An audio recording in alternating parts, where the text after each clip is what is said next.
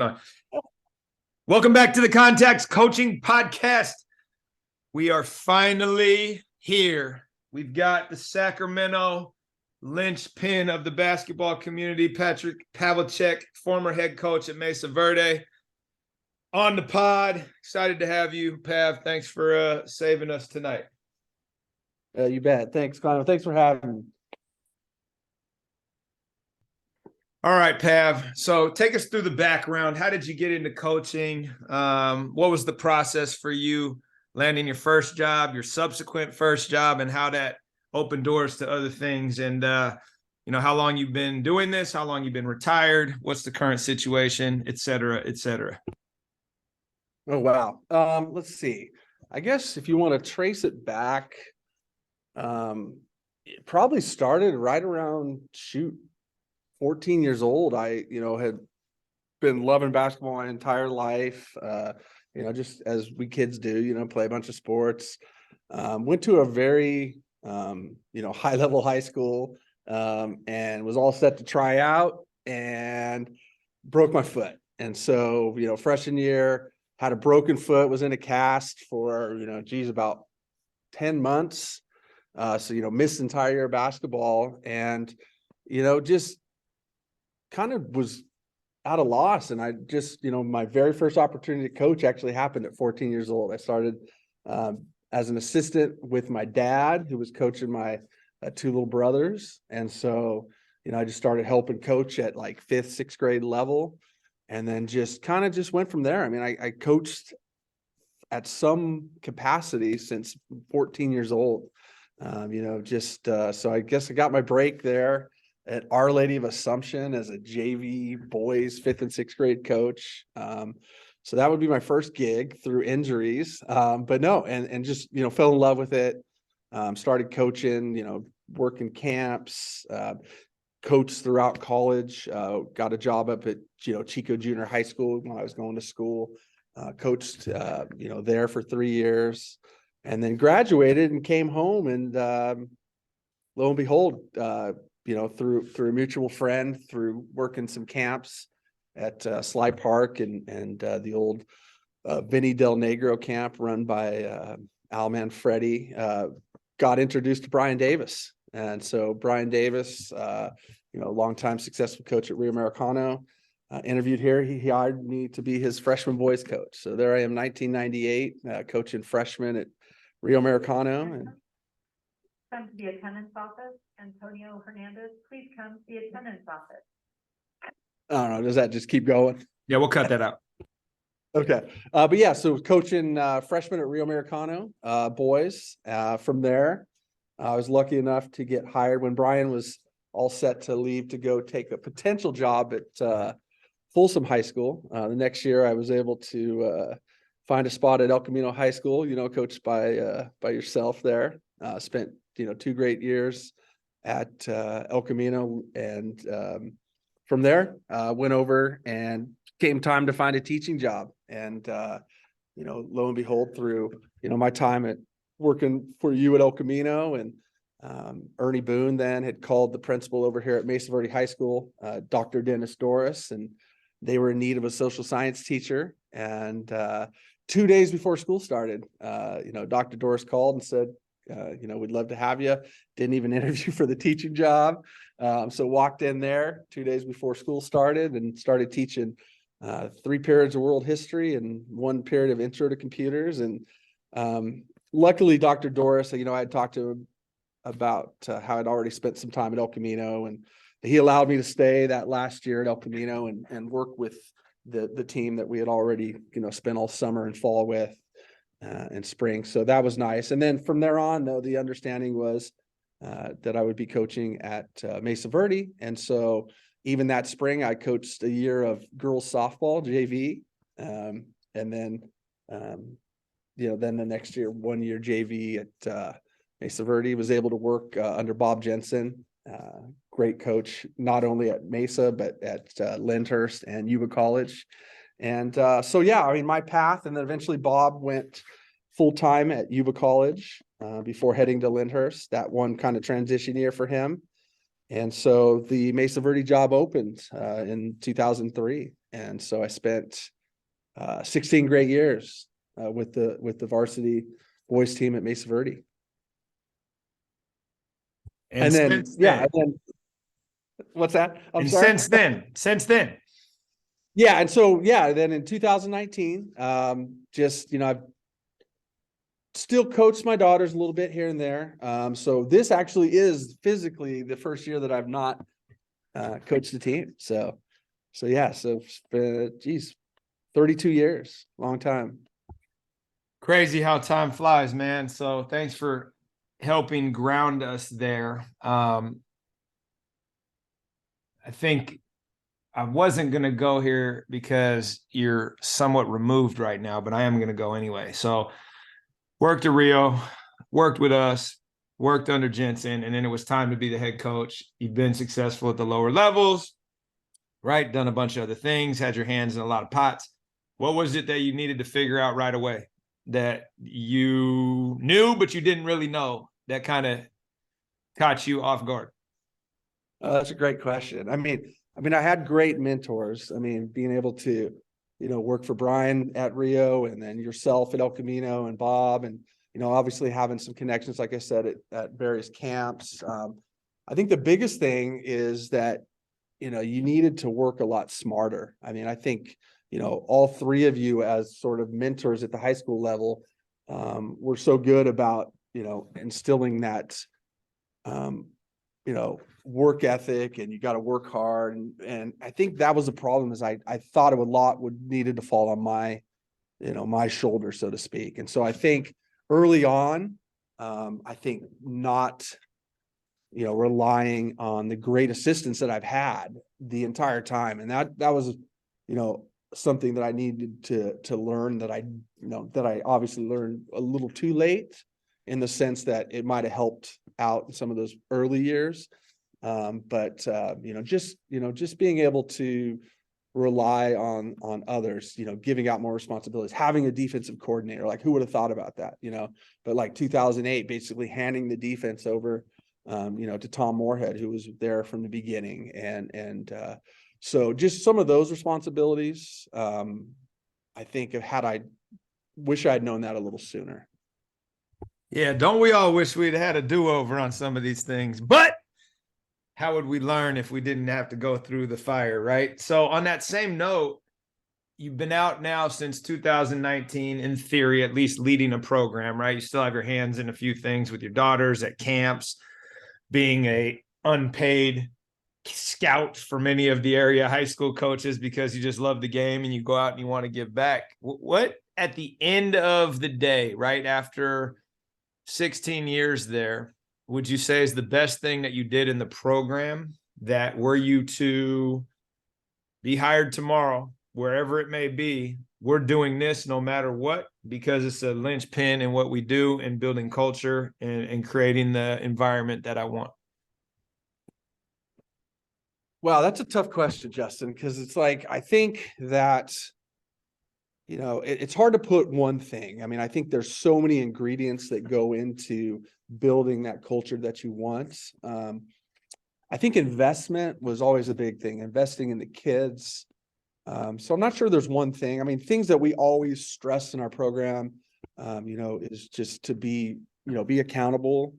And so, I mean, there's just a lot of things we did. We dressed a certain way on game day. We every time we broke huddle, we were shaking hands and making eye contact. Little things on a daily basis that I think just builds. But there's a lot of other things that and so many other great coaches know, that things that are built not even during the season. Running youth camps, going to team camps in the summer, traveling to out-of-town tournaments.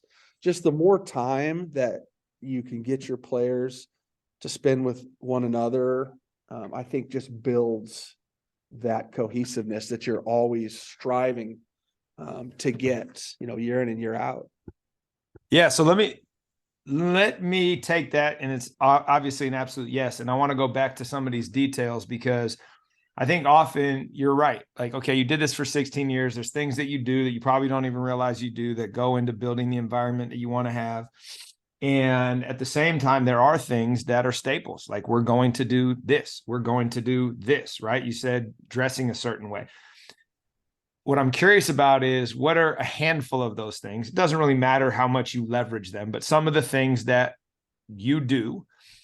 And what are some of the ones that you've let go intentionally? Because, as you said, working smarter a lot of times is filtering through all the noise that we used to get when we were going to clinics and, being out at listening to these people filling notepads, trying to do all this and just making it more cluttered. Like, what are some of the things that used to be a hill you would die on that that don't matter? And a great example is, I've used this a million times, where it was like, we used to have the same shoes. We had to have the same socks. Like, you're not wearing anything that we didn't hand you. And then old Ike decided he's wearing these green and white candy stripers. And Eddie was like, "You're gonna let him do that?" I said, "Yo, you play as hard as he does. I don't care what he does." No, absolutely. You stole my thunder. I was going to jump right at the shoes. Yeah, I mean, it was always kind of like shoes and socks. And great kids would sometimes, want to wear something, on the shooting shirt. I mean, yeah, and all those little things. And then it kind of, this goes as far as to say, Rob Ash, who works out at 12 Bridges and does a great job, was at Lincoln before and played for Clink at Chico. He would always show me the scouting reports. And, he'd be like, "Oh yeah, you got to guard, the Hydroflight shoes," or something like that. Some off the wall colored brand shoe that one of our kids had. And yeah, in the old days, I would be like, "No way." Like, we're all wearing, the Team Pros and, because that matters. But you're right. It's just understanding that, that's sort of that perception from the outside. If you ask the kids to work hard, you ask the kids to represent the school and the team in the best way possible. And, does it really matter what shoes they're wearing, or if they have, long hair and a headband? So, But you definitely lose that sort of thing. I want to dive into this though, because this whole thing, when we originally talked about this, was designed to be educational, right? This digital database of mentorship. And I shared the one right there when I stopped caring about socks, because it was like, "Yo, man, if you play like that, like, I don't care." And then I stopped shoes when we had, I did it before I got here full time, but it was like one year on our team here before I was the coach, we had two Mike Jones fractures in the same year. And it was like, have you ever thought, and it was very intentional for me, what our insistence on kids wearing a certain pair of footwear and how that could impact their health and wellness. And I was like, I'm never even considering doing that again, because like, I have terrible feet. So it's like, there's always a reason. And so, like, to your point, right, we can talk in these generalities, but what I'm very curious, because we've never talked about, like, what's something that you used to die on that hill and now it's like, nope. And here's why. This was the moment where I changed my mind on that. Yeah, I'm trying to think of one year. It might have been, shoot, you're going to stretch me out here. 2000, I think about 7. Yeah, same kind of deal. We had a kid show up with, something shaved in the back of his head, and it meant a lot to him, and it meant a lot to his family. And I think the big thing was always, well, you're going to draw attention and you're going to be an individual. And, and that wasn't what it was about. It was about this particular young man, showing a symbol of, love and affection towards his family, towards his grandma who had passed. That's something I didn't know. It was something that was kept quiet. And, here it was, we're not going to have designs in our hair and things like that. So that was I think that was my kind of wake up moment, where, these kids come to us and, we don't know everything about them, and we don't know. And then it isn't until you have those conversations and you find that information out that, you begin to kind of rethink that. And, you have to find out what matters, like what truly matters. And I think that, is something that I definitely changed. Yeah, it's a great example. And I think it goes back to the more time you spend with the kids, the more you learn about them, and the more willing you are to have perspective on the reason they may be doing something versus us jumping to conclusions, right? And that's the thing as we grow and we figure out like what sports are about and how we evolve as coaches, leads me to my next follow-up. So in the last 5 years, right, you've been a super scout and been at a bunch of things. I mean, hell, you watched our game on TV the other day just for some random reason. And it's like, okay, what have you learned watching other teams over the last 5 years that have been aha moments, either validating your approach or things that you would do differently if you go back, just based on being removed enough to be and have beginner's mind? Wow, that's a great question. Yeah, super scout. No, I do still go out and watch a lot. And I think a lot has to do too with being able to catch games of like, the coaches that I really respect and have developed friendships with. I think kind of to get to your point too, I think being a parent too, the last 5 years, my daughters have started playing more intense games, and I've always ended up coaching them up until middle school. And then this year, our youngest daughter, played her first year of high school basketball. And, you go to these games and, sometimes just taking off the coach hat is great. And just being able to watch, these players react to each other. I mean, just yesterday, they were in a big double overtime game up in El Dorado Hills, and they're giving each other handshakes before they take the court, right there for the last 4 minutes. And they're smiling and they're pumping each other up. And like, as a coach, we'd be like, no, pay attention, right? We're diagramming this play. And of course they go out there and they score a couple buckets and they execute exactly what the coach probably had in mind, or maybe they improvise. But, just kind of seeing the pure joy has been fun, I think, these years that I've been removed. But one thing too is you really can tell, how invested these coaches are. I've gained a lot of respect in these last 4 or 5 years just watching coaches, and you can just see how, no one is out there, for the wrong reasons. I think that's my biggest takeaway. We all have probably different reasons and varied reasons with our teams, but what I've really noticed is like, these coaches are just giving, their players and their teams and their programs, their absolute best effort. I mean, that's what I've noticed, and I think that kind of would be my biggest takeaway is just, I think the game, you still have a lot of coaches out there, truly invested in their players and their programs.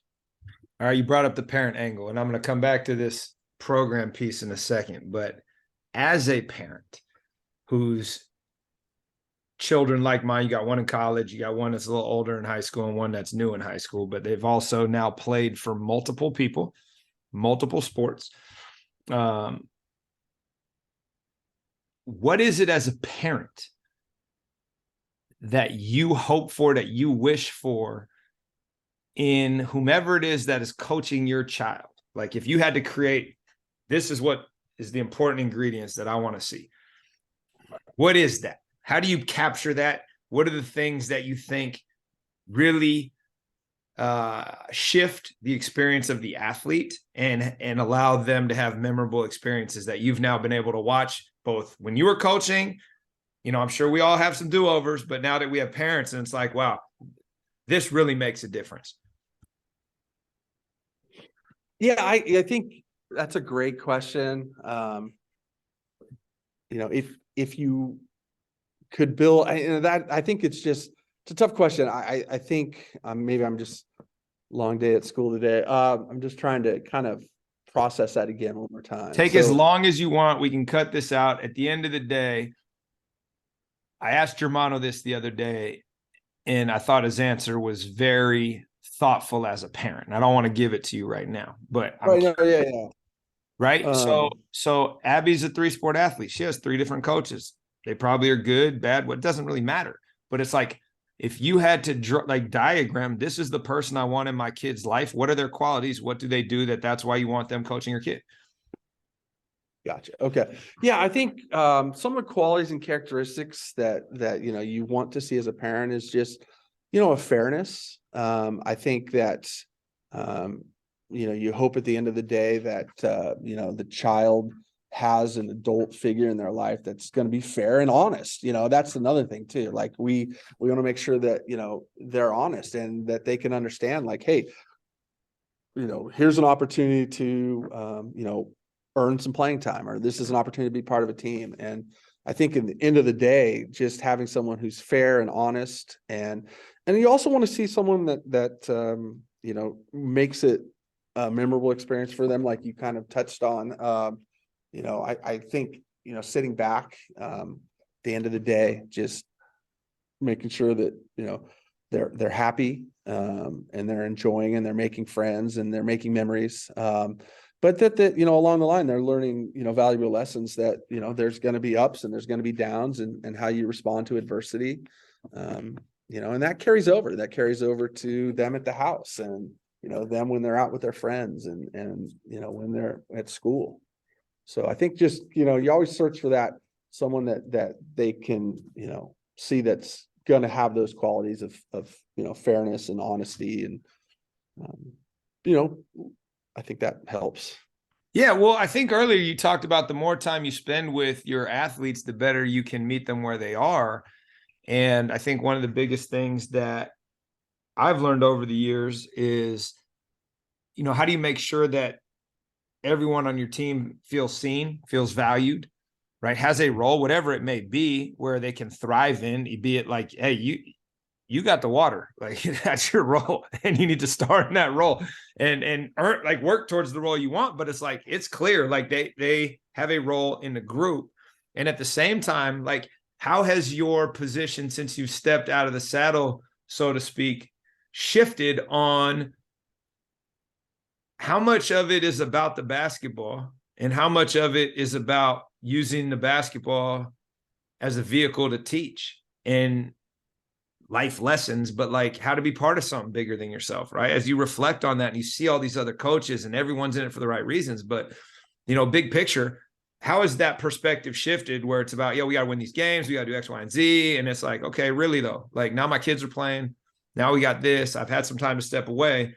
Talk about how you look, I guess, through a different lens as you're watching games or participating in practices or just having conversations with coaches who I'm sure call you to ask you for advice.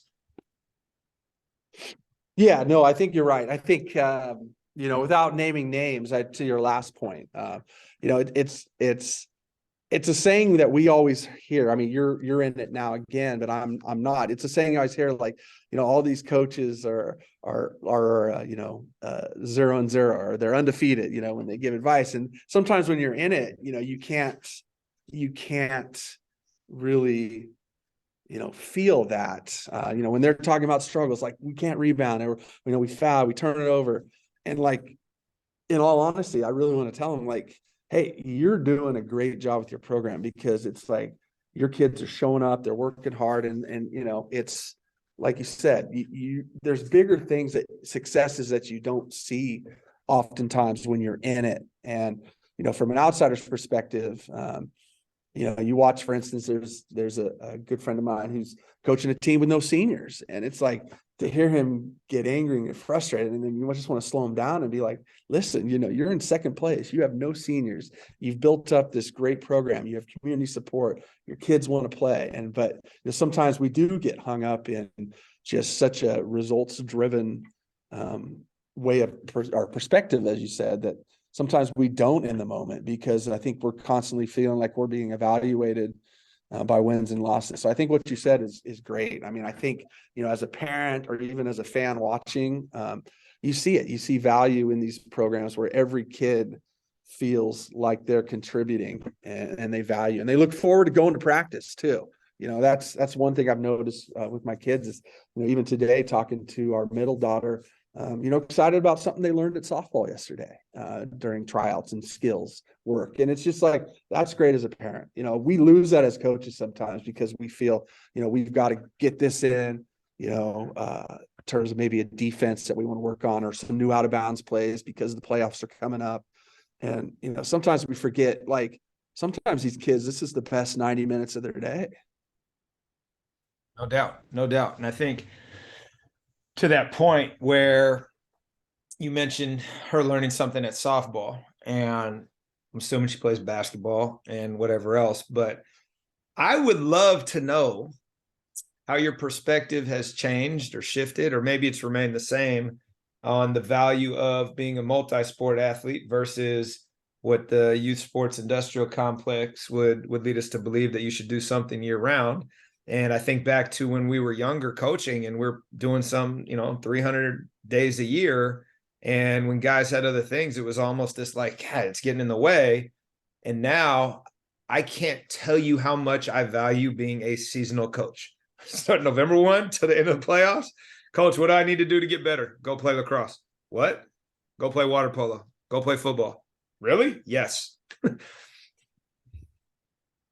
Yeah, no, I think, and kind of being at a school that enrollment wise, we've always kind of been somewhere in that 800 to, in some elevated years as high as about 1,000.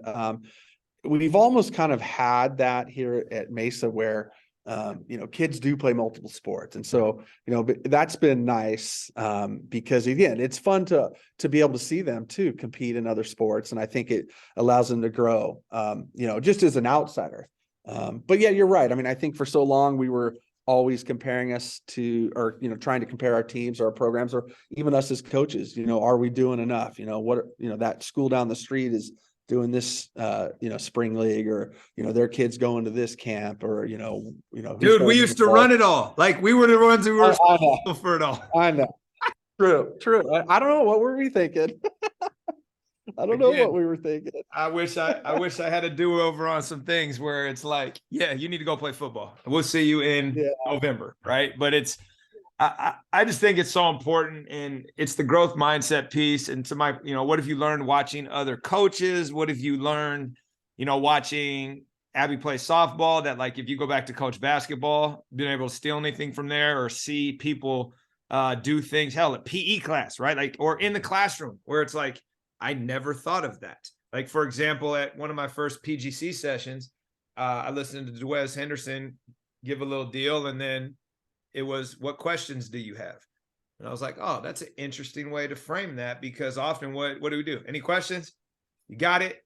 Where you're not really inviting curiosity. But if you frame it that way, then you're actually forcing them to get clarification. Anything you've picked up outside of the game of basketball? Yeah, no, actually, it's kind of interesting. There's a program that Abby's going through right now, and they do kind of flip that a little bit, and they have invited more student voice. They have a couple nice little things early in the year. One involves the parents. So that's another thing I was kind of thinking back, what you might do if you coach again. They have a jersey ceremony where at the beginning of the year, a parent will come in and you'll present your jersey to your child. And it's just a special moment that I think I would implement, if I came back, is just, obviously your community and your families are such a crucial part. And just maybe getting more, parental involvement early in the year, before everyone's fired up about playing time and, records and that sort of thing. But no, but it is a nice gesture. And I think it builds sort of that team feeling, and it invites a real opportunity for the parents to just see how hard their kids are and meet some of the other families and that sort of thing. And that's, that was a new experience for us because, Abby's a freshman. And then halfway through the year now, kind of to get your thing, the kids have a letter to loved ones ceremony. And so, halfway through the year, the player will write a letter to their parents, and, it could be, expressing, gratitude and an opportunity to just acknowledge the role that the parent has played in their life. And so that's been kind of a nice thing that kind of break up their season. I'm just thinking about things that you said that, we might do differently.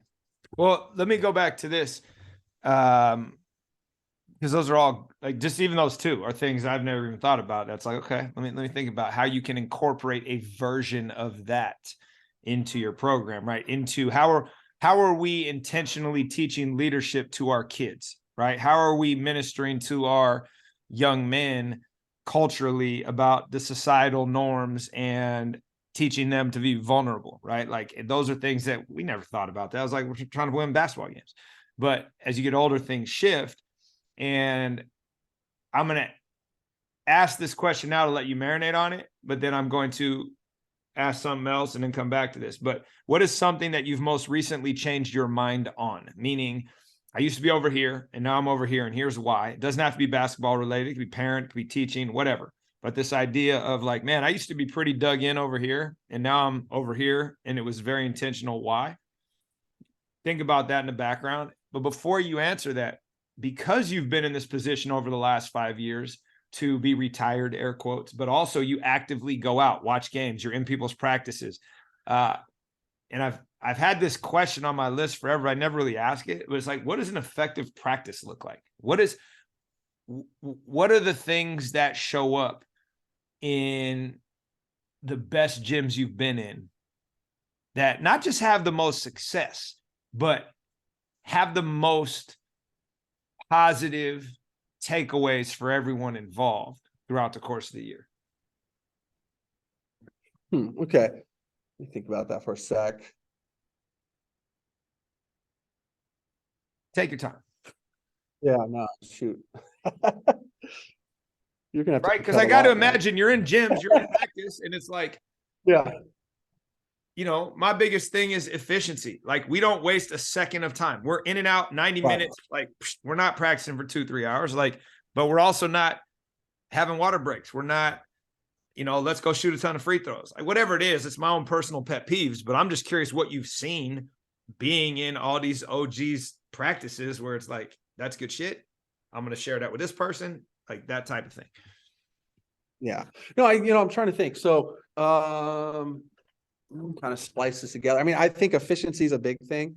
I think that's one thing too. Like, I think early on, I might have, in those early years of coaching, like, we're going to get this right. And it's going to take, however many, how many reps or how many over time, like, we've got to make this many in a row. And I think one big thing too, is I think we all kind of took that pilgrimage down to, Pepperdine and watched the Vance Wahlberg clinic, and everything was about time. Everything was about, competition, making those drills competitive. We picked up all the validating, who's going to win the drills, and end it with a made free throw. And I think that, that's a good thing in terms of efficiency. I think, one of the better things I've seen at a lot of practices, to your point, is, free throws on the side. And it's like, you're taking care of water, during that time. And so you're not stopping, and you're not, worried about a 6-minute time. I think one thing as a teacher as well, some of the things I picked up is sort of the application piece. I think some of the better practices allow the players to apply it. And I think that kind of lends itself to kind of some of the teaching methods that I try to, use in the classroom, whether it's, in AP Psych or in US history, is just giving the kids that opportunity to apply, what we're learning. So, you're not just, routinely going through, some simple, vocab or document analysis. And I think the same thing transfers over to basketball. I think, you put these players and you put your teams through situations where they can, apply, whether it's this skill about like post entries or, how to attack the 1-3-1. It's just like giving the kids an opportunity, your players an opportunity to apply. And then sometimes I think the best practices I've seen as well, invite that struggle or invite that adversity. So, whether you're, purposely doing a drill, maybe 6-on-5, or incorporating something, out of bounds plays or side out of bounds, SOBs or something, you're just making it a little more difficult. I think the best practices I've seen have really added that degree of difficulty to practice. Yeah, no, that's helpful. I appreciate that. All right, back to the other question. What is something you've most recently changed your mind on? Man, I don't have an answer yet. You're killing me.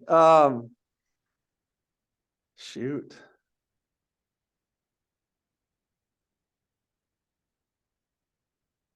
Here's an example.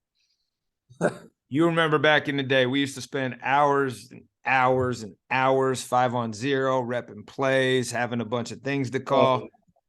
Like, I think we may have done 5-on-0 this year, probably 12 times total. And it's just like, I don't think it's a valuable use of our time the way we play the game. It's like we could use that time so much better. That's an area that I'm willing to sacrifice to focus on other things.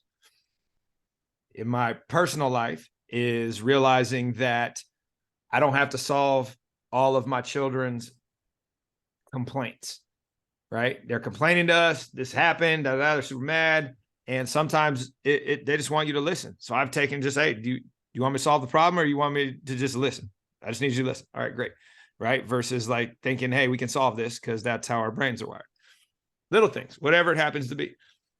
Right. No, maybe I'm not there because I think I still try to want to solve. I'm just speaking as a parent. You know what I mean? I think that would be, that's an interesting thing. I think that could help them and me, obviously, and Wendy. Yeah, I don't know. That's a tough one. I don't know if I have an answer for you on that. Well, hey, we'll come back to that on version 2 of the pod at some point. I had another question. Hold on, let me think about it for a second because it was along the same lines, and now I spaced on it. And it was related to. I had this conversation with one of our football coaches the other day about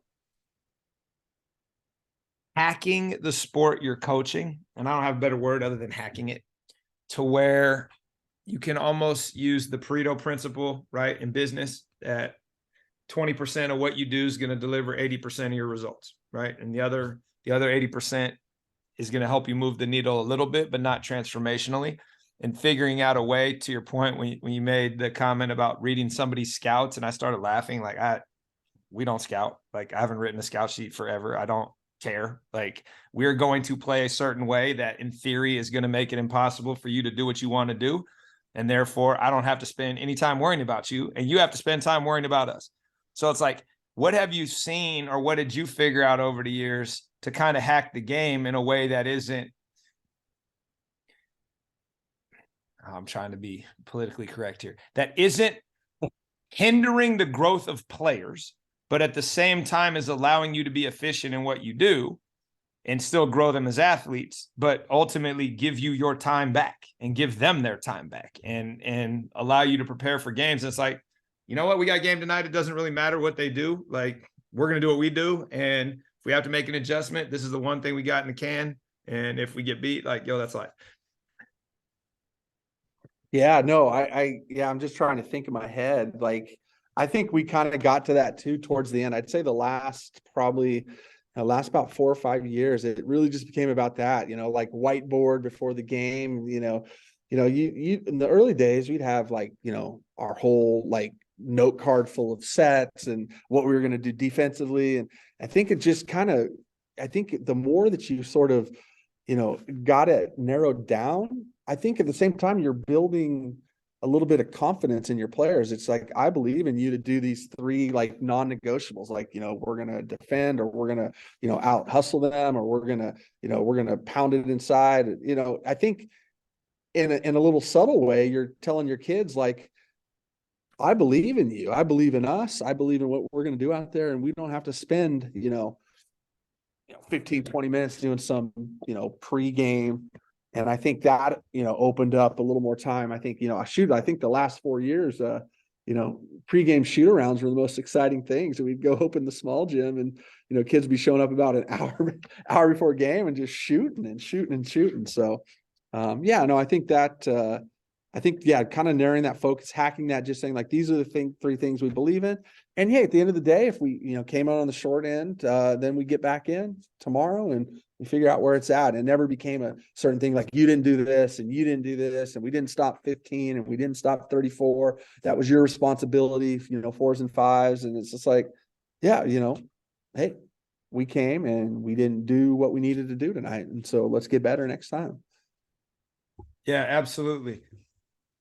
Right there, man. Yeah. So to that point, I've always joked with Jones about him being elite at just junking up the game and like having every tool in the kitchen sink to throw at you. And like, whereas, you know, like we're going to press you, we're going to man you. Like we haven't practiced playing the zone the whole year. We won't. And yet Brian will shift defenses 15 times in the game. And it's just like, what do you do? Like you just try to play. Right. And so it's like figuring out, and I think he's done a good job of that. And I think there's some other people where it's like, yo, this is what we do. And y'all choose not to prepare. Like, good luck, you know? And so I think it's always like, as you evolve as a coach, what's the best way to figure out with the personnel that you consistently have how to play the game in the air quote right way. But that gives you the best chance to be successful. And 80% of your results are coming from 20% of the things that exist. It's just like, no, these are the things that are going to get us these results. And it's just been something I've been thinking about and talking about the last couple months. You know, as we get through the second season and get ready for the spring. Anyway, that's where that came from. Appreciate having you on. Appreciate you bailing us out here at the last minute and taking the time to share the years of wisdom. And I'm going to end with this because I think this is important and you might not have one, but I think you will when I ask the question, which is, what's a story or a situation that has come to you over the years of 34 years or whatever of doing this, where that's why we coach, right? Be it somebody inviting you to a wedding or whatever it is, but it's just like, it's got nothing to do with the sport. But after, you know, 34 years of coaching, however many athletes, like you got one of those moments that's like, yep, that's what made it worth it. That one situation. Wow, that's a good one. Yeah, I mean, it's, you know, coaching is not for everyone. But you know, it's a great thing for a lot of people. I think to answer your question, it's hard to pick one. I mean, a couple stand out. Give me both then. I don't want to put you in a corner. I just was trying to stimulate the memory. Yeah, no, I mean, there's a lot of things. I think, you know, one thing I probably should have added earlier, and you know, I think one of the things that's I feel has been a huge reason for you know, our longevity as a staff and our, you know, being able to do it 16 years and be proud of the work we did, I think was you know, and a lot of coaches do as well, but having, you know, your ex-players come back on staff. You know, and I think that's a big thing too. And I think that's one thing that, you know, has been a huge thing for us here, is having, you know, the ex-players come back and be players and want to invest in the program. I think that's probably a little bit of that answer too, why we coach. You know, big thing too. I mean, I can remember back 2008, we had a moment why we coached. That's a long time ago, but we had one of our players, you know, grandmother had passed away, and we were set to take a bus trip up to Colfax, and they had the service that day, and he was going to come up and meet us. And I remember our principal at the time, Paulo Apollo, you know, ex-basketball coach, he great success at Mariloma, great administrator at San Juan district, but he allowed us as a team to get an even earlier dismissal. And you know, I remember that, you know, we went as a team to the service and, you know, getting it all coordinated and everything. We got there, we were about 5 minutes late, and, you know, we tried to file them in the back and, you know, just kind of be unseen because it had started, and we don't want to make a big scene. We got like 12 big basketball players and, you know, coaches rolling in, and, you know, the priest stopped the service and, you know, made us come sit up in the front. So then we passed by the family, and I just remember, you know, that was great at the moment. But the reason for your question is I remember I got a letter probably about 2 years ago, and you know, that same player talked about that being his most memorable high school experience. So that was big. And it's those unplanned moments that come back to both reward and haunt you at times, right? And so always being aware that we try to show up as our best selves, put the kid at the center of the equation, which I think if we go back to our early years together, right, we had some decisions that I don't necessarily think put the kid first. There were adult problems getting in the way of kids, and ultimately like getting past that and reminding ourselves that this is their time. Ours is past, and how do we create that environment for them to thrive goes a long way when you're working with kids. For sure. For sure. All right, my friend. I appreciate you coming on. All right, man. Yeah, I don't know. You might want to find somebody different, man. You'd be good.